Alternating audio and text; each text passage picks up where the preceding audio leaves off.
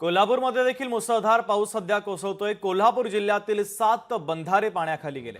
राजाराम बंधाऱ्यासह सांगशी, रुई, इचलकरंजी आणि येवलूज हे 7 बंधारे पाण्याखाली गेले, तर भोगवती, पंचगंगा आणि कुंभी नदीकाठावरील गावांना आता प्रशासनाने सतर्कतेचा इशारा दिलेला आहे। दरम्यान हे बंधारे पाण्याखाली गेल्याने वाहतूक पर्यायी मार्गांनी आता वळवण्यात आलेली आहे।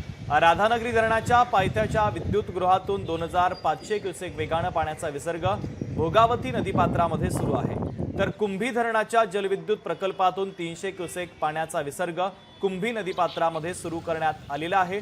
त्यामुळे नदीकाठच्या सगळ्या गावांना सतर्कतेचा इशारा देण्यात आला। याचा आढावा घेतला आमचे प्रतिनिधी सतेज औंधकर यांनी। आपण पाहूया। सध्या आपण आहोत पंचगंगा घाटावरती आणि इथली दृश्य मी दाखवण्याचा प्रयत्न करतोय। सध्या पंचगंगेची पाणी पातळी आहे ते 20 फूट 6 इंचावरती आहे, ती पोहोचलेली आहे आणि या परिसरामधली सर्व मंदिरं जी आहेत ती पाण्याखाली गेलेली आहेत। पाण्याची आवक जी आहे ती मोठ्या प्रमाणावरती होताना पाहायला मिळते। खरं तर धरण साठ्यामध्ये गेल्या वर्षीपेक्षा अधिक पाणीसाठा असल्यामुळं राधानगरी धरणाचा जो पायथा विद्युतगृह आहे तिथून प्रतिसेकंद 2500 क्युसेक पाण्याचा विसर्ग आहे तो भोगावती नदीपात्रात सध्या सुरू आहे, तर कुंभी धरणाच्या पायथा विद्युतगृहातून प्रतिसेकंद 300 क्युसेक पाण्याचा विसर्ग जो आहे तो देखील कुंभी नदीपात्रात सुरू आहे।